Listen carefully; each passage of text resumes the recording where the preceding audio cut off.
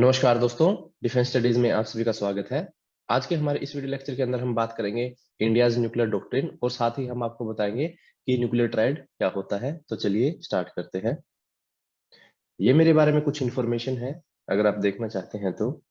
साथ ही मैं आपको बता दूं, मैंने सीडीएस एग्जाम को खुद 6 बार क्वालिफाई किया है। और अगर आप भी सीडीएस के लिए प्रिपेयर करना चाहते हैं तो आप हमारे पर्सनल गाइडेंस प्रोग्राम के अंदर इनरोल हो सकते हैं। तो चलिए आज का लेक्चर हम स्टार्ट करते हैं हिस्ट्री से। तो हिस्ट्री में बेसिकली इंडिया ने अभी तक 2 बार न्यूक्लियर टेस्ट किए हैं। सबसे पहला टेस्ट आपका 1974 के अंदर हुआ था, इंदिरा गांधी की पॉलिटिकल लीडरशिप के अंदर। और जो दूसरा आपका न्यूक्लियर टेस्ट हुआ है वो हुआ है 1998 के अंदर, अटल बिहारी वाजपेयी के नेतृत्व में। जब हमने 1998 वाला न्यूक्लियर वेपन टेस्ट किया था, जो कि दोनों ही ये पोखरान में हुए थे, तो उस टाइम पे हमने अपने आप को न्यूक्लियर स्टेट घोषित कर दिया गया था। और उसके साथ ही हमने 2003 के अंदर न्यूक्लियर डॉक्ट्रिन बना था, यानी कि न्यूक्लियर पावर्स को हम किस तरीके से यूज करेंगे या फिर न्यूक्लियर वेपन्स को किस तरीके से यूज करेंगे। तो जिस तरीके से यूज करेंगे उन्हीं फ्रेमवर्क को या उन्हीं गाइडलाइन को ही हम इंडिया का न्यूक्लियर डॉक्ट्रिन बोलते हैं। तो अब हम पढ़ते हैं मेन मेन पॉइंट जो कि इंडिया न्यूक्लियर डॉक्ट्रिन के अंदर आते हैं। सबसे पहली बात तो ये है कि इंडिया के पास एक मिनिमम क्रेडिबल डेटरेंस है, यानी कि जब कोई भी कंट्री हमारे ऊपर अटैक करना चाहेगी तो हम भी उनके ऊपर अटैक कर सकते हैं। तो ये क्या है, एक डेटरेंस रहता है कि हाँ भाई, वो थोड़ा सा दूसरे कंट्री अपने आप को दूर रखती है कि हम इस कंट्री के ऊपर अटैक नहीं करेंगे, अदरवाइज ये कंट्री भी हमारे ऊपर न्यूक्लियर अटैक कर सकती है। ये एक तो सेम पर्पज इसका यही था। दूसरा क्या बात है, ये है नो फर्स्ट यूज पॉलिसी। तो नो फर्स्ट यूज पॉलिसी आती है दोस्तों, यानी कि हम कभी भी किसी कंट्री के ऊपर अपनी तरफ से पहले न्यूक्लियर अटैक इनिशिएट नहीं करेंगे, चाहे वो कोई भी कंट्री हो। बट अगर कोई कंट्री हमारे ऊपर अटैक करना चाहे तो हम उसको फुल फोर्स के साथ स्ट्राइक बैक करेंगे। तो ये भी हमारा एक न्यूक्लियर डॉक्ट्रिन के अंदर पॉइंट है, यानी कि nuclear retaliation to a first strike will be massive to inflict unacceptable damage, यानी उसको फिर हम अपने तरीके से जितना चाहे उतना डैमेज करेंगे। उसके बाद फिर क्या बताता है कि जो न्यूक्लियर वेपन को इनिशिएट करने की जो पावर है वो हमने किसको दी है, सिविल पॉलिटिकल लीडरशिप को दी है। यानी कि यहाँ पे मिलिट्री लीडरशिप को पावर नहीं दी गई है। मान लीजिए कि भारत को पाकिस्तान ने अभी भारत के ऊपर न्यूक्लियर एक मिसाइल डाल दिया है। अगर हमें वो दोबारा से न्यूक्लियर मिसाइल उनके पाकिस्तान के ऊपर डालना है या अटैक करना है हमें, तो उसके लिए हमें chief of army staff, chief of naval staff या फिर चीफ ऑफ एयर स्टाफ की मंजूरी नहीं चलेगी। वहां पे सबसे पहले आपके जो प्राइम मिनिस्टर होंगे या प्रेसिडेंट होंगे, वहां से उनसे पूछा जाएगा। फिर वो अपनी जब सहमति जताएंगे तो फिर वो अपनी एक अलग से न्यूक्लियर कमांड अथॉरिटी होती है, जिसमें आपके जो एनएसए वगैरह होते हैं, तो जैसे कि अभी अजीत डोभाल है, तो वहां से आपको रिकमेंडेशन मिलेगी। उसके बाद वो बताएंगे कि हाँ, हमें अभी न्यूक्लियर वेपन फायर करना है। फिर देन वो आर्मी मिलिट्री जो भी है आपकी, जहां से भी हमको न्यूक्लियर वेपन को अटैक करवाना है, तो वहां पे वो जाएगी, मंजूरी वहां से होगी, फिर अटैक होगा आपका। ऐसा एक पर्टिकुलर चेन है जिसकी स्टार्टिंग आपकी सिविल पॉलिटिकल लीडरशिप से ही होती है। उसके बाद क्या है कि हम कभी भी नॉन न्यूक्लियर वेपन स्टेट के ऊपर न्यूक्लियर पावर का यूज नहीं करेंगे। तो ये भी हमारे न्यूक्लियर डॉक्ट्रिन के अंदर एक पॉइंट है। ठीक है दोस्तों, nuclear India can retaliate with nuclear weapon in the event of an attack against on it with biological और केमिकल वेपन्स। तो हमने एक बात और बोली है कि अगर कोई कंट्री हमारे ऊपर कौन कौन से अटैक करे कि हम दोबारा से रिटेलिएट करें अपने न्यूक्लियर वेपन से, तो सबसे पहला तो वही है कि न्यूक्लियर वेपन से ही हमें कोई अटैक करे। ठीक है। दूसरा क्या हो गया कि अगर कोई हमें बायोलॉजिकल या केमिकल वेपन से भी अटैक कर रही है तो हम उसका रिटेलिएशन भी न्यूक्लियर वेपन से दे सकते हैं। तो ये बात इंडिया ने अपने न्यूक्लियर डॉक्ट्रिन के अंदर बोली है। अब उसके बाद हम इंडिया वाले और क्या कह रहे हैं कि हमारा जो मेन गोल है दोस्तों वो है न्यूक्लियर वेपन फ्री वर्ल्ड।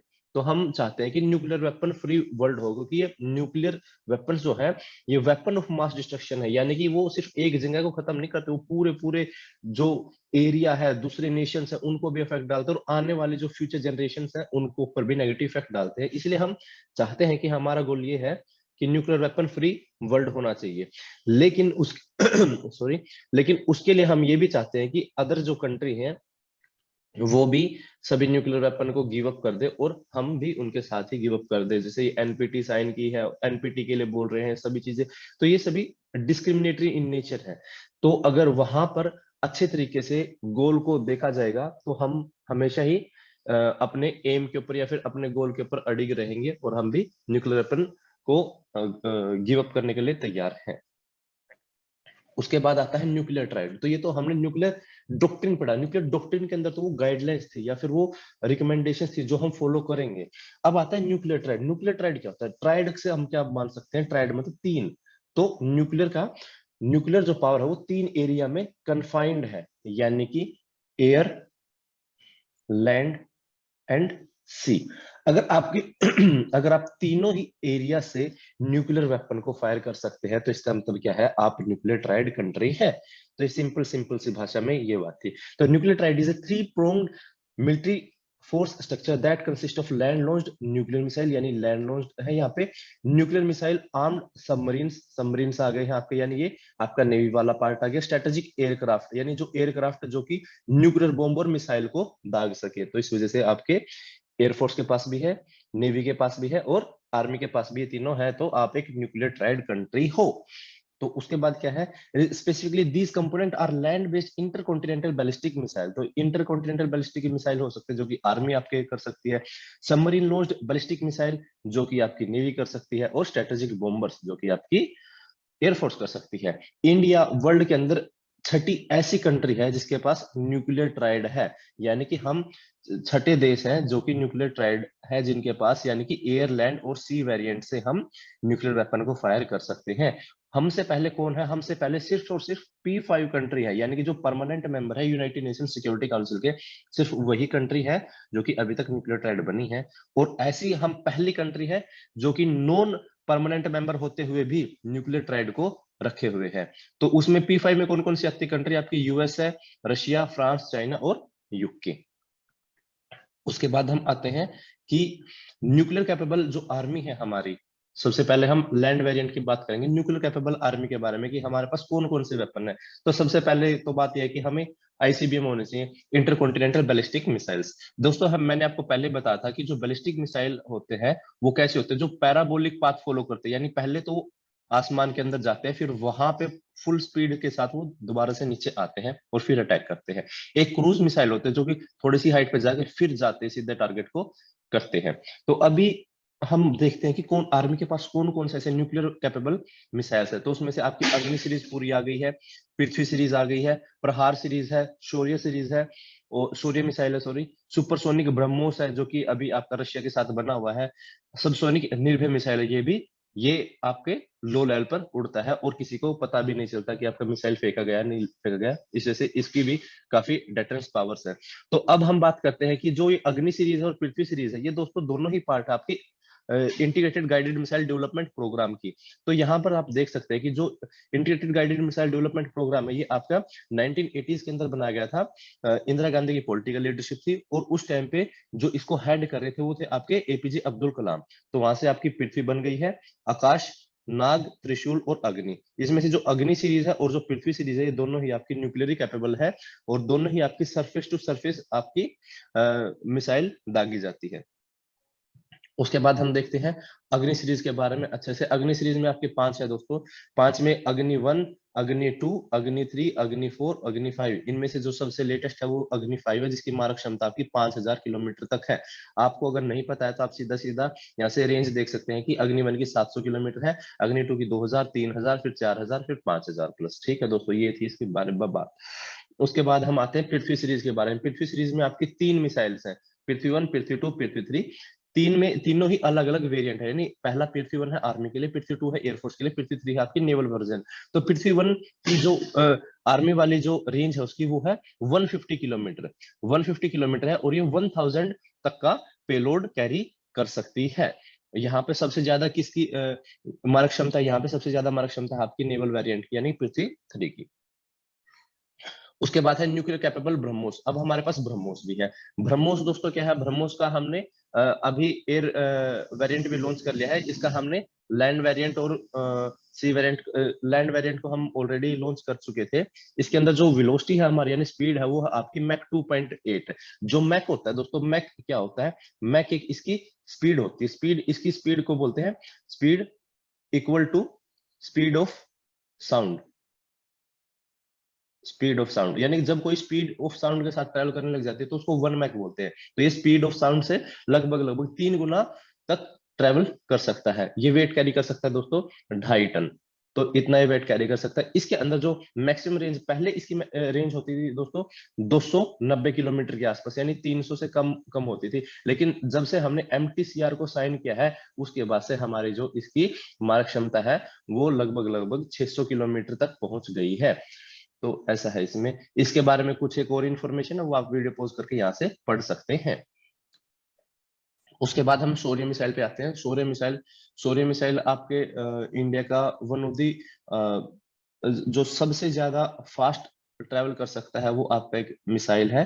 और ये आपका एक surface to surface ballistic missile. तो दोस्तों यहाँ पे बैलिस्टिक मिसाइल है जो कि K-15 सागरिका का ही एक वेरिएंट है। K-15 सागरिका भी एक मिसाइल की सीरीज है। तो उसमें से अगर आप हम आने वाली वीडियो सीरीज में इसको बता देंगे। और हमने पहले मिसाइल्स के ऊपर एक वीडियो बना रखी है, अगर आप उसको भी देखेंगे तो उसमें से सभी समझ में आ जाएगा कि कौन कौन सी सीरीज है, किस किस के कौन कौन से वेरिएंट्स है। तो आप वहां से उसको देख सकते हैं। हमने उसका डिस्क्रिप्शन में लिंक दिया हुआ है तो वहां से आप एक्सेस कर सकते हैं। तो ये बेसिकली क्या है कि ये उसका वेरिएंट है और ये हमारी सेकंड स्ट्राइक कैपेबिलिटी बढ़ा देता है। और इसके साथ ही इसने अपने जो K-15 के अंदर ही जो डिपेंडेंस है वो जो ओरिजिनल K-15 है तो उसकी डिपेंडेंस हमने घटा दी है और अब हमारे पास शौर्य मिसाइल हो ही चुका है, खुद का वेरिएंट है जो। ठीक है। और उसके बाद हम आते हैं निर्भय मिसाइल। तो निर्भय मिसाइल ये भी क्या है, ये भी इसको DRDO ने बनाया है, लॉन्ग रेंज है और ऑल वेदर और सबसोनिक क्रूज मिसाइल है। सबसोनिक क्रूज मिसाइल का मतलब क्या, मान लीजिए आपका टारगेट है तो ये क्या करेगा, यहाँ से इतनी हाइट पर जाएगा, बहुत ही कम हाइट पे, मान लीजिए 100 200 300 मीटर तक हाइट पे जाएगा और ये सीधा यहाँ पे अटैक कर देगा। अब दोस्तों फायदा क्या होता है क्रूज मिसाइल को हम जल्दी से डिटेक्ट नहीं कर सकते क्योंकि इतनी जो हाइट पे ना, हम ये समझ, दूसरी कंट्री है या दूसरा नेशन है वो ये समझता है कि ये कुछ और चीज है जो कि इतनी नीचे से ट्रैवल कर रही है। अदरवाइज जो मिसाइल है, मिसाइल मोस्टली आपके बैलिस्टिक मिसाइल ही दूसरे देशों पर दागे जाते हैं जिसको इजिली उनको डिटेक्ट कर लिया जाता है। बट क्योंकि ये बहुत ही कम हाइट पर है तो इसका पता नहीं चलता। निर्भय मिसाइल उन्हीं में से है ये। तो ये काफी अच्छी डेटरेंस पॉलिसी का पार्ट है हमारा। तो इसके अंदर ये 2 स्टेज है और ये कैरी कर सकता है लगभग 300 किलो तक हमारे पेलोड को कैरी कर सकता है। साथ ही इसकी जो स्पीड है वो 0.6 से 0.7 मैक है, यानी कि एक सबसोनिक मिसाइल है दोस्तों। सबसोनिक मिसाइल है जो इसकी ऑपरेशन रेंज है वो लगभग लगभग 1000 किलोमीटर तक है, यानी एक लॉन्ग रेंज का है। तो ये बात है दोस्तों। उसके बाद हम आते हैं एयरफोर्स के बारे में कि एयरफोर्स कैसे कैपेबल है हमारे। तो एयरफोर्स के साथ भी मतलब बहुत सारी ऐसी चीजें हैं जो कि डीप पेनिट्रेशन स्ट्राइक कर सकती है जिनसे, और साथ ही वो न्यूक्लियर बॉम्ब को कैरी कर सकती है और न्यूक्लियर मिसाइल्स को भी कैरी कर सकती है। उसके लिए हमारे पास जैसे सुखोई 30 MKI वेरिएंट है। तो ये इससे हम यूज कर सकते हैं ताकि हम न्यूक्लियर वेपन्स को कैरी कर सके और मिसाइल का अटैक करवा सके। दूसरे अभी अभी जो लेटेस्ट हमारे पास आए वो रफाल एयरक्राफ्ट आए हैं, वो भी न्यूक्लियर वेपन को कैरी कर सकते हैं। उसके बाद सबसे लास्ट में आता है न्यूक्लियर कैपेबल नेवी। तो न्यूक्लियर कैपेबल नेवी में अभी जब रिसेंटली जब हमने INS अरिहंत से हमने न्यूक्लियर वेपन को टेस्ट फायर किया तो उसके बाद ही हमारी कंट्री न्यूक्लियर ट्राइड बनी है। तो सबसे लास्ट में हमारे कौन ऐड हुए हैं न्यूक्लियर वेपन में, नेवी वाले हुए हैं, यानी कि INS अरिहंत हमारा शामिल हुआ है, तब जाकर हमारा न्यूक्लियर ट्राइड बना है। तो अरिहंत के बारे में क्या क्या जानकारियां हैं। तो अरिहंत सबसे पहले तो बात क्या है कि अंडर द वाटर रहकर अटैक कर सकता है किसी भी कंट्री के ऊपर, खास तौर पर चाइना और पाकिस्तान, वहां पर अगर हम अंडर द सी भी रहेंगे तो वहां से हम इजिली अटैक कर सकते हैं। तो न्यूक्लियर ट्राइड में एक ये भी माना जाता है कि मान लीजिए कोई कंट्री है, एक कंट्री है, मान लीजिए पाकिस्तान है, अगर हमारे पास ये सरप्राइजिंगली हमें किसी भी न्यूक्लियर इंस्टॉलेशन को एकदम से अटैक करना चाहता है, ये जैसे इंडिया है तो इन्होंने अटैक कर दिया, तो ये सिर्फ एक ही जगह पर अटैक कर पाएगा एक टाइम पे। मान लीजिए कि इन्होंने आर्मी के जो न्यूक्लियर इंस्टॉलेशन उसको ऊपर अटैक कर दिया। अब उसके बाद भी हमारे पास क्या है, हमारे पास नेवी है और हमारे पास एयरफोर्स है, यानी दो ऐसी जगह बच गई है जहां पर हमारे पास अभी भी न्यूक्लियर वेपन सेफ रखे, तो इनसे हम दोबारा से रिटेलिएट कर सकते हैं। न्यूक्लियर ट्राइड होने का यही फायदा है कि आपकी तीनों की तीनों जगह एक टाइम पे बिल्कुल भी खत्म नहीं हो सकती। यानी आपको कुछ ना कुछ ऐसी चीजें हमेशा रहेंगी जो कि आपके पास न्यूक्लियर वेपन का एक खजाना फिर भी तैयार रहेगा, जिससे कि आप दूसरे कंट्री को रिटेलिएट कर पाए। तो इसी वजह से न्यूक्लियर ट्राइड इतना ज्यादा इंपॉर्टेंट रोल प्ले करता है।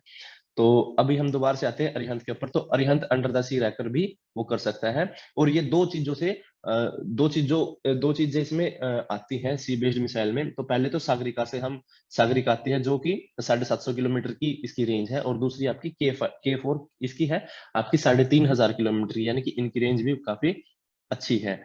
और इसके साथ ही ये एक सबमरीन बेस्ड डेटरेंट पॉलिसी को फॉलो करते हैं, जिससे कि ये मिसाइल अटैक करवा सकते हैं और अपना किसी भी वॉर के अंदर अपना एकदम से सिचुएशन को हैंडल कर सकते हैं। India is the only country having a sea based nuclear deterrent. तो इंडिया अकेला ऐसा देश है जो कि इसके पास सी वेरिएंट न्यूक्लियर डेटरेंट है, और वो यूएनएससी का पार्ट नहीं है। तो वो ये बात मैंने आपको पहले ही बता दी वीडियो स्टार्टिंग में ही, कि यूएनएससी के 5 मेंबर्स को छोड़कर ऐसी अकेली कंट्री है इंडिया जिसके पास न्यूक्लियर ट्राइड है। India will soon operationalise a second nuclear submarine Arighat. तो अभी हम अरिघट को भी शामिल करना जा रहे हैं। अरिघट भी आपका एक न्यूक्लियर कैपेबल सबमरीन है, और इसको जल्दी ही हम शामिल कर लेंगे, लगभग 1-1.5 साल के अंदर अंदर। और साथ ही हम अलग से 4 मिसाइल, और यानी अब हमारे 2022 के एंड तक हम लगभग 6 न्यूक्लियर कैपेबल सबमरीन को टेस्ट फायर कर चुके होंगे। तो दोस्तों आज की वीडियो के अंदर आपके लिए इतना ही था। अगर आप हमसे कोई भी स्टडी मटेरियल चाहते हैं या फिर कोई भी अपडेट चाहते हैं, तो आप हमारे टेलीग्राम चैनल को ज्वाइन कर सकते हैं, जिसका लिंक हमने डिस्क्रिप्शन बॉक्स में दे रखा है। अगर आप सीएपीएफ पेपर 2 के लिए या फिर सीडीएस की प्रिपरेशन के लिए अगर आप हमसे हेल्प चाहते हैं, या फिर हमारे पर्सनल गाइडेंस प्रोग्राम के अंदर इनरोल होना चाहते हैं, तो आप हमें ईमेल भी कर सकते हैं और हमें टेलीग्राम भी कर सकते हैं। टेलीग्राम के लिए आप देख सकते हैं डेजर्ट स्कॉर्पियन, और ईमेल कर सकते हैं आप defensestudies007@gmail.com। तो दोस्तों आज की वीडियो के अंदर इतना ही। जय हिंद, वंदे मातरम।